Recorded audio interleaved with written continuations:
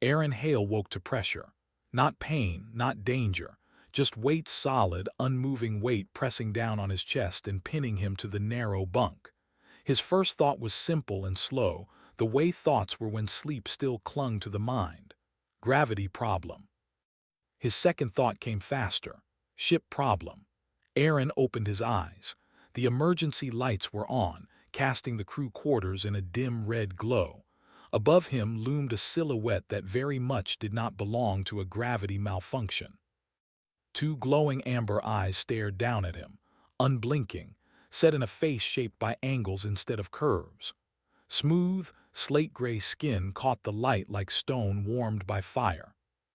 Commander Teresa of the Kelari stood, or rather, knelt on his bunk, her knees planted on either side of his torso.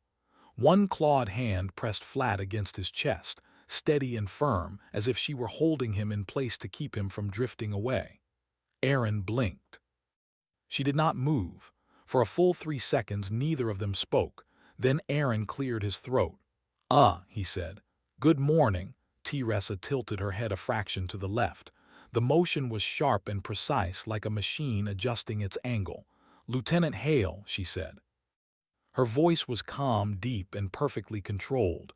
You were unresponsive. I was asleep, Aaron said. That's kind of the point of bunks. Her eyes narrowed slightly. You failed to report to duty. The ship lost primary power for 11 minutes. Human medical data indicates loss of consciousness under such conditions can be fatal. Aaron tried to lift his hands. He couldn't. Her weight was evenly balanced, efficient, not aggressive but absolute. Okay, he said carefully. I appreciate the concern, really. But you can get off me now. She did not. Instead, her gaze flicked to the small monitor mounted on the wall beside the bunk. It displayed his vital signs, steady and green. Heart rate stable, she murmured. Respiration normal. Neural activity within expected rest cycle parameters. See, Aaron said. Alive, all good. Teresa remained where she was. The silence stretched. Aaron became very aware of how close she was.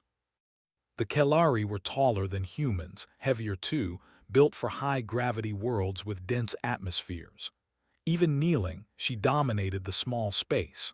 Her presence felt like standing too close to a large machine, powerful, controlled, and not designed with human comfort in mind. Commander, Aaron said, slowly. Teresa removed her hand from his chest, but she did not stand. Her posture shifted, becoming less rigid, almost uncertain. There is an irregularity, she said. Aaron frowned. With me? With me, she corrected. She finally rose from the bunk, stepping back with careful precision. The pressure vanished and Aaron sat up, rubbing his chest more out of habit than need. What kind of irregularity? He asked. Teresa did not answer right away. Her breathing was deeper now, less even. The faint bioluminescent patterns along her neck, normally dull and steady, had brightened to a soft, pulsing glow. Aaron noticed. He always noticed things like that. Humans had learned early that when you were the fragile species in a room full of stronger ones, observation mattered. Teresa, he said again, more gently. She turned away from him as if seeking distance. My species evolved under constant predation, she said. Physical dominance displays are significant, they are not casual actions. Aaron swung his legs off the bunk and stood. Okay, I think we might have a cultural misunderstanding here. You were prone, she continued, voice tightening, unmoving. I applied restraint to confirm life and control the situation. And that means something else to your people, Aaron said. Yes. How bad is bad? He asked. Teresa hesitated. In Kelari biology, she said slowly, successful physical control of another being, followed by their survival, can initiate a bonding response cascade. Aaron winced. Cascade sounds bad. It is not emotional, she said quickly. It is instinctual, hormonal. Designed to reinforce survival pairings in hostile environments. Aaron let out a breath. So your body thinks something important just happened. Yes, and you don't agree with it. Her jaw tightened. Instinct does not require agreement. That got his attention. Outside the crew quarters, the ship hummed as auxiliary power systems stabilized. The exploration vessel Horizon's Reach was old by interstellar standards, but reliable. Mixed-species crews had been humanity's entry ticket into the wider galaxy, and people like Aaron were trained to handle exactly this kind of problem, or at least problems like it. "Okay," he said. "Let's slow this down. No alarms, no reports yet. We just talk." Teresa faced him again. Her eyes studied his posture, his stance, the way his shoulders relaxed instead of squaring. Confusion flickered across her features. "You are not displaying dominance," she observed. "No," Aaron said. "I'm displaying cooperation." She considered that as if it were a foreign concept. "In Kelari doctrine," she said, "instinct responses are immutable. They are obeyed, not debated." Aaron smiled faintly. "Yeah, humans are kind of bad at that." Her eyes flicked up. "You resist instinct." "All the time," he said. "Hunger, fear, anger, the urge to run or fight when you shouldn't. We train for that." "Training does not override biology," she said. "Tell that to a soldier holding position under fire," Aaron replied. "Or a medic working through exhaustion. Or a pilot flying on instinct and math instead of panic." Teresa was silent. The glow along her neck pulsed brighter, then dimmed again, as if struggling to find a rhythm. "My internal systems report escalating response," she said. "If unchecked, it may impair judgment." "And that's bad for a commander," Aaron said. "Yes." "Then we treat it like any other system problem," he said. "We diagnose, we manage, we don't panic." Her gaze locked onto his. "You are the stimulus." Aaron nodded. "I get that. And if you want me out of your sight, I can do that." The glow flared sharply, then settled. "No," she said. The word came out faster than she seemed to expect. "Avoidance would reinforce the response." He raised an eyebrow. "So, exposure therapy. I do not know that term." "It means you face the thing instead of running from it," he said. "In controlled conditions." Teresa processed this. Aaron could almost see the calculations behind her eyes, the careful weighing of options. "Medical will recommend sedation or cryogenic suspension," she said. "And what do you want?" Aaron asked. That question stopped her cold. "What I want," she repeated quietly. "Yeah," he said. "Not what doctrine says, not what instinct says. You." No one asked commanders what they wanted, especially not in cultures built around survival hierarchy. Aaron knew that. That was why he asked. Teresa straightened. Her posture shifted again, not dominant, not uncertain, but deliberate. "I want control," she said, "over myself." Aaron nodded. "Good answer." A soft chime sounded from the corridor. A status alert shipwide. Teresa glanced at it, then back at him. "We are needed on the bridge." "Then let's go," Aaron said, "together like professionals." She studied him for a long moment. Then slowly she inclined her head in a Kalari gesture of agreement. "As you say, Lieutenant Hale." They stepped into the corridor side by side. The ship felt different now, as if something subtle had shifted beneath the metal and wires. Not broken, changed. As they walked, Aaron was keenly aware of the controlled way Teresa moved, the effort it took for her to maintain that control. He did not comment on it. Humans had learned long ago that sometimes the strongest thing you could do was act normal. Behind them, in the quiet of the crew quarters, the bunk lay undisturbed once more. But the galaxy had noticed. Instinct had been triggered, and for the first time it was about to be challenged. The bridge of Horizon's Reach was alive with quiet tension. Screens glowed with restored power levels, navigation data, and long-range scans. Crew members from 6 different species worked at their stations, movements precise and professional. To an outside observer, it looked like any other recovery after a temporary systems failure. Aaron Hale knew better. He stood at his console, posture relaxed on the outside, alert on the inside. Beside him, Commander Teresa took her place at the center command station. She was composed, her movements measured, her voice steady as she issued orders. But the faint bioluminescent patterns along her neck had not fully dimmed. Aaron noticed. He didn't stare. He didn't comment. He followed procedure. "Status report," Teresa said. "Primary power restored," said the navigation officer, a thin-limbed Thescan. "No hull damage." "Life support stable." "Communications?" Teresa asked. "Internal only," replied the human comms tech. "Long-range arrays rebooting." Teresa nodded. "Continue diagnostics." As the crew worked, Aaron felt the weight of awareness settle on him. Not hostile, not focused. Just present. Teresa's senses tracked him the way a predator tracked movement, even while her attention stayed on the ship. Humans noticed patterns like that. Minutes passed. The ship stabilized fully. The crisis officially was over. That was when the medical alert chimed in Teresa's private channel. She stiffened for half a second, so brief most species would have missed it. Aaron didn't. "Commander," said the ship's medical officer, Dr. Sen, her voice calm but concerned. "Your biometrics are outside standard parameters. I recommend immediate evaluation." Teresa's jaw tightened. "Negative. Situation is under control." "Respectfully, Doctor." Sen replied, "Your readings suggest escalating neurochemical activity consistent with Kalari instinct response cycles." Silence spread across the bridge. Not total silence. Machines still hummed, but the kind where everyone suddenly became very interested in their own screens. Aaron kept his eyes forward. "Teresa," Dr. Sen continued gently, "this isn't disciplinary, it's medical." Teresa closed her eyes for a brief moment. When she opened them, the glow along her neck flared brighter, then steadied through visible effort. "I will report to medical after my shift," she said. "That may be too late," Dr. Sen replied. "If the response reaches full cascade, I am aware of the risks," Teresa cut in. Aaron spoke before the silence could harden. "Doctor," he said, tone respectful, "with permission I'd like to assist." There was a pause. "You are not a medical specialist, Lieutenant," Dr. Sen said. "No," Aaron agreed. "But I'm part of the trigger, and I have experience with instinct management training."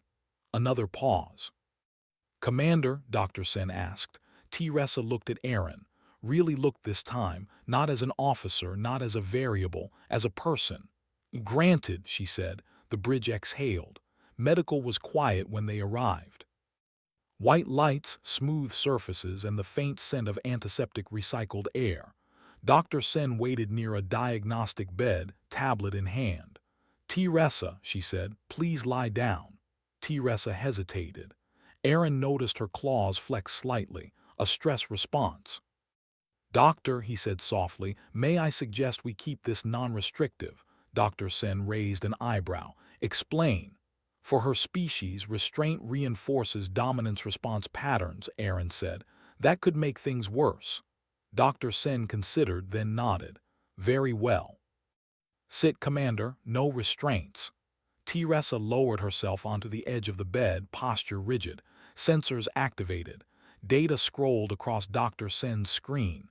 "This is unusual," the doctor murmured. "Your species bonding cascade normally requires ritualized challenge, mutual consent markers, and social acknowledgement." Teresa's voice was tight. "Humans are non-standard variables." Aaron offered a small smile. "We get that a lot." Dr. Sen turned to him. "Lieutenant, explain your proposal." Aaron took a breath. This part mattered. "Humans evolved with a lot of instincts that were useful once," he said. "Fear, aggression, territorial behavior. But as societies grew, those instincts became dangerous if left unchecked." He gestured lightly to his head. "So we learned something early. Instincts aren't commands, they're signals." "Signals?" Dr. Sen asked. "Information," Aaron said. "Your body saying something important is happening. But that doesn't mean it knows what to do about it." Teresa listened intently. "When I woke up and found you on my chest," Aaron continued, "my instincts fired too. Surprise, vulnerability, adrenaline. But I didn't act on them. I evaluated. I chose." Dr. Sen frowned. "Choice does not negate biochemistry." "No," Aaron agreed. But it can redirect it. Teresa's glow flickered. My systems report increased response simply from proximity, she said. That's okay, Aaron said. We're not trying to erase the response. We're teaching you that it doesn't own you. Dr. Sen folded her arms. This is unprecedented. So was mixed species crews, Aaron replied. So was trusting humans with warp tech. We learn by doing. Silence. Then Dr. Sen sighed. Very well, we monitor closely. At the first sign of loss of control, we intervene. Teresa inclined her head. Agreed. The first exercise was simple. Aaron stood a few steps away. Describe what you're feeling, he said. Teresa closed her eyes. Heightened awareness, increased heart rate, protective impulse. Focus on you as a fixed point. Good, Aaron said. Now name it. She opened her eyes. Instinct. Exactly, he said. Not destiny, not obligation, just instinct. Her glow dimmed slightly. Dr. Sen watched closely. Now, Aaron said, breathe. Teresa frowned. Respiration is automatic. Not always, Aaron said. Slow it, count. She inhaled, exhaled. The glow steadied. Minutes passed, not dramatic, not miraculous, just steady effort, but something shifted. Neurochemical levels stabilizing, Dr. Sen said quietly. This shouldn't be possible, Aaron shrugged. Humans do it every day. The real test came sooner than expected. An alarm blared. Unknown contact, came the call from the bridge. Multiple life signs, non-communicative, closing fast. Dr. Sen swore under her breath. External threat during an active response cycle is extremely dangerous. Teresa stood. Her glow surged bright, flooding the room with amber light. I must command, she said. Aaron stepped closer. Not in front, beside. You can, he said. But remember, instinct is a signal, not an order. Her eyes locked onto his. Outside, the ship shuddered as something massive passed close along the hull. Fear spiked. Not just hers, everyone's. Teresa's breathing hitched. Aaron spoke calmly, evenly. What is your instinct telling you? To protect, she said. That's not bad, he replied. Just don't let it decide how. Another shudder, she straightened. Bridge, she said into her calm, her voice was steady. Evasive pattern gamma, non-lethal deterrence only. Dr. Sen stared. The glow did not vanish, but it did not control her. As they moved toward the bridge, alarms echoing through the corridors, Aaron felt a strange certainty settle in his chest. This was bigger than one misunderstanding. Somewhere out there, the galaxy was about to learn something important. Instinct was powerful. But choice was stronger. The ship shook again, harder this time. Warning lights flashed across the bridge as the unknown contact moved closer, its mass large enough to bend sensor readings. The crew felt it through their feet, through the air itself, like a deep vibration that never quite faded. Commander Teresa stood at the center of the bridge, hands resting on the command rail. Her posture was straight, controlled, but the glow along her neck burned brighter than before. Not wild, not uncontrolled, focused. Aaron Hale stood half a step behind her where an advisor belonged. He did not touch her. He did not need to. His presence alone seemed to anchor her attention. Report, Teresa said. Multiple entities, the sensor officer replied. Biological, non-sapient but highly aggressive. They appear to be nesting organisms. We may have drifted too close to their territory. Estimated threat level, Teresa asked. High, came the answer. They are testing our defenses. Another impact rolled through the hull, not a strike, a push, like something large brushing against them to see how they would react. Teresa's claws tightened against the rail. Aaron spoke quietly only for her. You're doing fine. Her eyes flicked toward him for a fraction of a second. My instincts are escalating, she said under her breath. They interpret this as a direct challenge. That makes sense, Aaron said. Anyone would feel that. This species does not negotiate, she said. They respond only to strength. Then we show strength, Aaron replied. Human style, she frowned slightly. Clarify. We stay calm, he said. We act with purpose, and we don't let fear rush our choices. On the main screen, a shape slid into view. Massive, irregular. Its surface rippled like living armor, faint lights pulsing across it in patterns that meant nothing to any known language. The crew went quiet. T-Ressa straightened. Helm, increase distance. Maintain defensive posture. Aye, the helmsman replied. The ship pulled away slowly, carefully. The creature followed. Commander, the tactical officer said, they're matching our speed. T-Ressa felt the pressure rise inside her chest. Her body urged action, direct. Overwhelming. End the threat before it could grow. Old instinct, deep instinct. She closed her eyes for a single heartbeat. Instinct is a signal, not an order. The words echoed in her mind. Lieutenant Hale, she said aloud, surprising the bridge. Your assessment. All eyes turned to Aaron. He felt the weight of it, not fear, responsibility. They're curious, he said. Aggressive, yes, but not attacking yet. That means we still have time. To do what? The tactical officer asked. To teach them we're not prey, Aaron replied. Without becoming predators. Silence. T-Ressa considered. Options. Non-lethal deterrence, Aaron said. Controlled, repeated, predictable. You want to condition them, Dr. Sen said over comms from medical. Like animals. Like instincts, Aaron corrected gently. Another impact rattled the ship. Stronger. T-Ressa's glow flared bright. Deploy electromagnetic pulse, she ordered. Low intensity, broad field. The pulse rolled out from the ship in a wide wave, invisible but powerful. The creature recoiled slightly, its surface lights flashing erratically. It did not flee, but it did not advance. Again, T-Ressa said.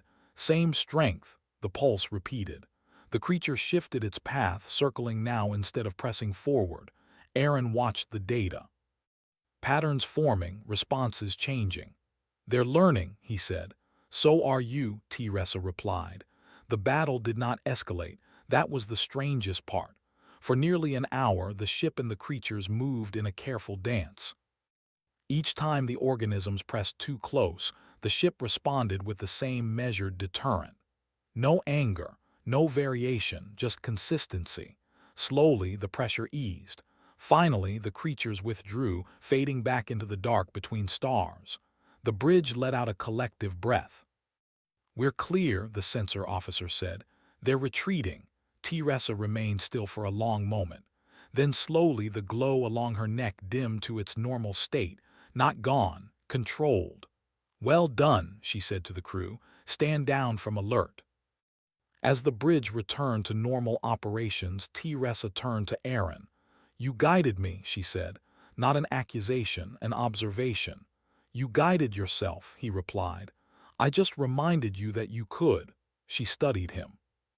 This method, it contradicts everything my species believes about instinct. Does it? Aaron asked. Or does it just add another option? She did not answer right away. Later, in the quiet of the observation deck, the stars stretched endlessly beyond the viewport. T-Ressa stood with her hands clasped behind her back.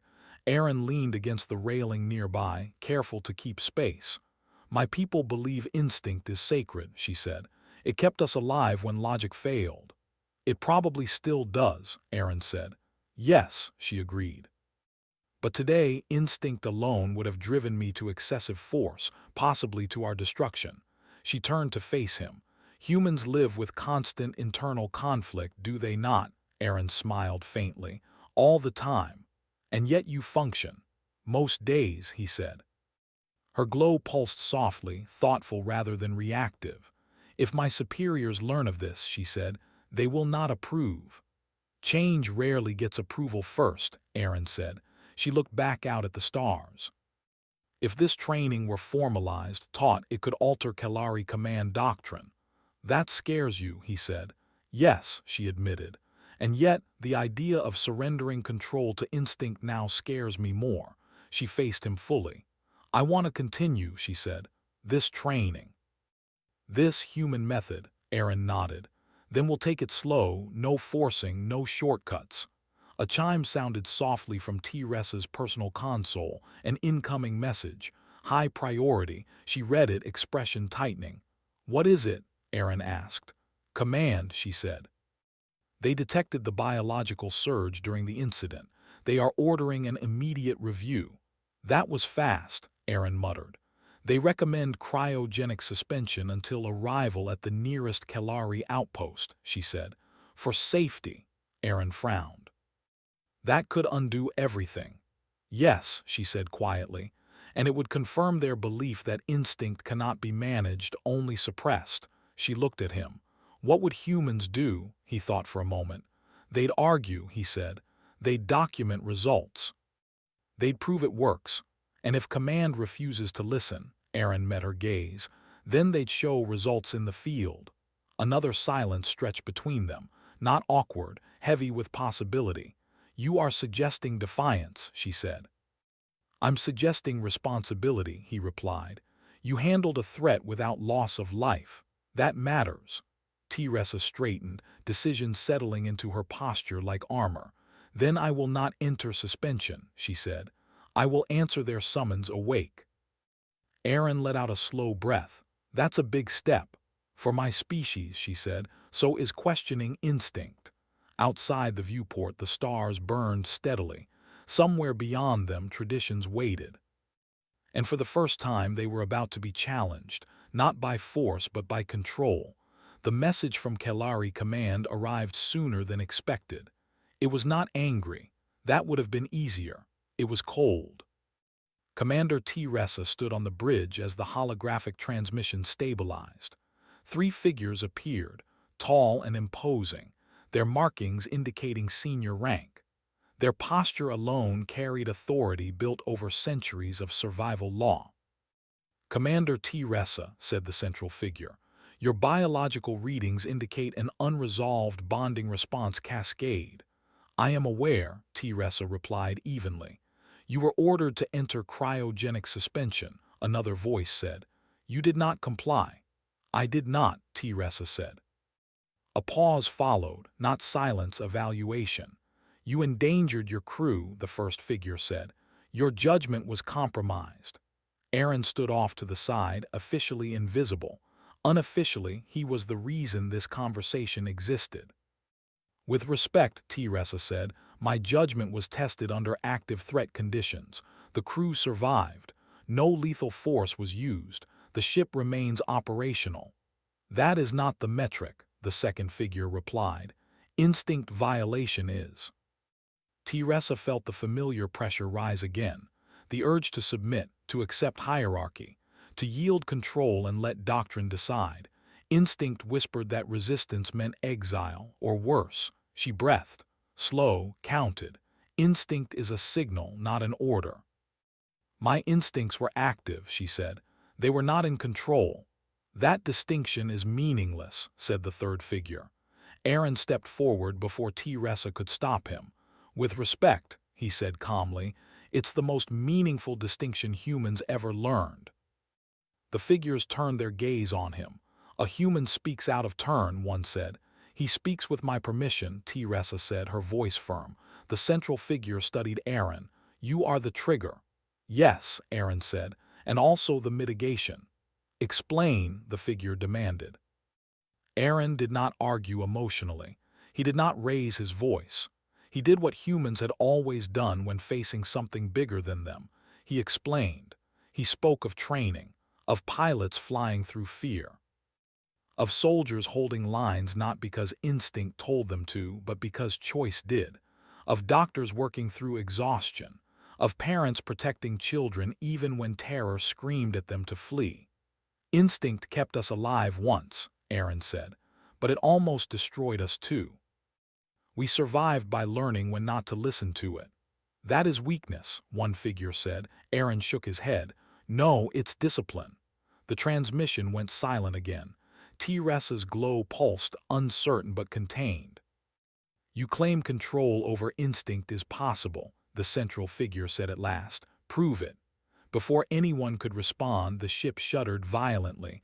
Alarms screamed. "Multiple contacts," the sensor officer shouted. "Same species as before, but larger numbers." The holographic figures stiffened. "A test," one said coldly, "perhaps an answer." The transmission cut. The bridge erupted into controlled chaos. Crew members moved fast, trained, voices sharp but steady. Teresa felt it immediately. The pressure. The call: protect, dominate. Destroy the threat. Her glow flared brighter than it ever had. Aaron turned to her. He did not shout, he did not command. Teresa, he said, look at me. She did. Her breathing was fast, her claws trembled. They're back, she said, in force. I know, Aaron said. And your instincts are doing their job, they're warning you. They want me to strike first, she said. Then don't, he replied. Choose instead. The creatures appeared on the main display, dozens of massive forms emerging from the dark, surrounding the ship, not attacking yet, but closing in. They will overwhelm us, the tactical officer warned. Non-lethal measures may not be enough. Teresa closed her eyes. Instinct screamed, choice whispered. Lieutenant Hale, she said, stay with me. I'm not going anywhere, Aaron said. She opened her eyes. Helm, she said, hold position. The bridge froze. Holding position, someone echoed. Yes, Teresa said, we will not retreat, we will not advance. Her glow burned bright but steady. Tactical, she continued. Deploy deterrent pulses, same pattern as before. No escalation. They outnumber us, the tactical officer said. So do instincts, Teresa replied, and yet we are not ruled by them. The pulses rolled out again. 1, 2, 3. The creatures surged closer. The ship shook under glancing impacts. Consoles flickered. One crew member stumbled and caught themselves. Fear rippled through the bridge. Aaron felt it too. His heart pounded. Every survival instinct told him this was a bad idea, but humans had learned something else. Fear didn't mean stop. It meant focus. Teresa, he said quietly. What do you see? They are testing limits, she said, like before, harder. What happens if you lose control, he asked. She swallowed. I would escalate, lethal force, total dominance. And what would that teach them? That we are predators. And predators invite war, Aaron said. She nodded. Again, she said, deterrent pulse. The ship trembled violently. A console sparked. A warning alarm blared from engineering. Structural stress increasing. Someone shouted. Teresa's glow flared almost painfully bright. For a terrifying moment, Aaron thought she might break. Then she straightened. All crew, she said, voice carrying calm authority, maintain positions, trust the pattern.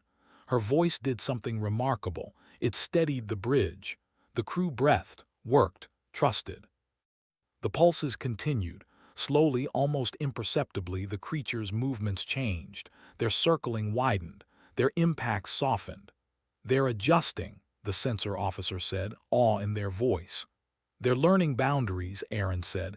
Minutes stretched into an hour. The pressure eased. One by one the creatures withdrew, fading back into the dark. Silence fell over the bridge. Then cheers erupted, not loud, not wild, but relieved. Teresa stood very still. Her glow dimmed. Not because the instinct was gone, because it had been mastered. She exhaled slowly and turned to Aaron. I did not suppress it, she said. I guided it. Aaron smiled.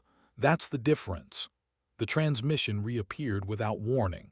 The Kelari command figures watched the aftermath in silence. You faced overwhelming threat, the central figure said. Your instinct response was measurable. Yes, Teresa said. And yet you did not lose control, the figure said slowly. No, she replied. Another pause. This outcome contradicts established doctrine, the figure admitted. It expands it, Teresa said. The figures exchanged looks. Your methods, one said to Aaron, are dangerous. Aaron nodded. So is instinct without choice. The central figure inclined their head, a gesture rarely given. We will observe, they said. Your actions will be reviewed closely. The transmission ended. The bridge was quiet again. Aaron let out a breath he hadn't realized he was holding.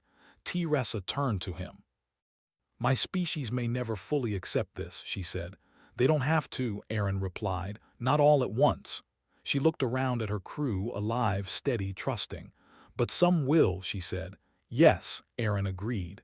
That's how change starts. As the ship resumed its course through the stars, Teresa felt something new settle within her.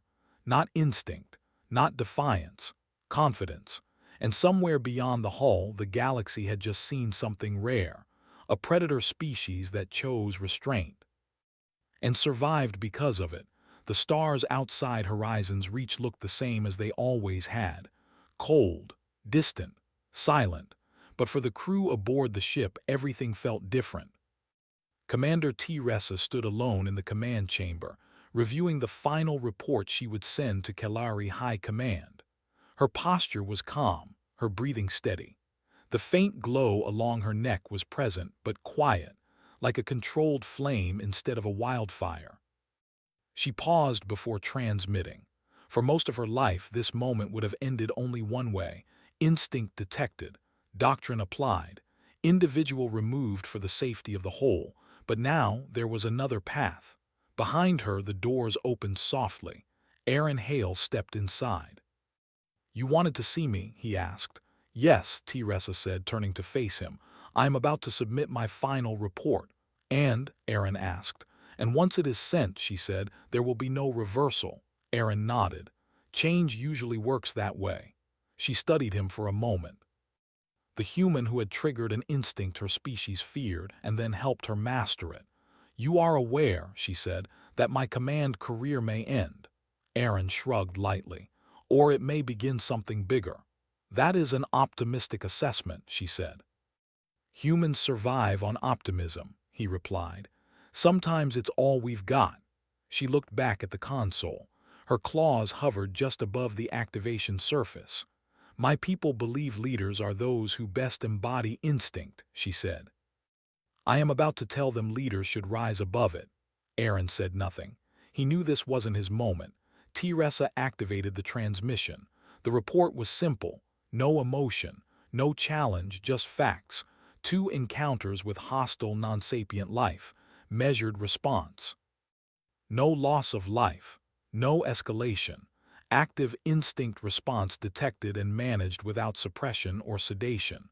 Conclusion: instinct can be guided through conscious control and training. She ended the report and closed the channel. For a long moment, nothing happened. Then a soft alert chimed. Incoming response. She opened it. High Command's reply was brief. They acknowledged receipt. They ordered her to remain available for questioning. They did not order suspension. Teresa exhaled slowly. Aaron smiled. "That's not terrible." "It is unprecedented," she said. "That's human for progress," he replied. In the days that followed, word spread quietly through the ship, not as rumor but as observation. The commander had faced instinct and won, not by force, by control. Crew members noticed changes. Not dramatic ones, subtle ones. Teresa listened more. She asked questions instead of issuing immediate commands. She allowed pauses, and when stress rose, she breathed. Other Kalari on board began to imitate her, not because they were told to, but because they saw it worked. Dr. Sen documented everything. Human training protocols were adapted, simplified, shared. No one called it human doctrine. They called it adaptive command control. Aaron continued his duties, though more eyes followed him now, not with suspicion, with curiosity. One evening, as the ship drifted between assignments, Teresa joined him on the observation deck. "High Command has requested a demonstration," she said. Aaron raised an eyebrow. "Of what?" "Of control under instinctual pressure," she said.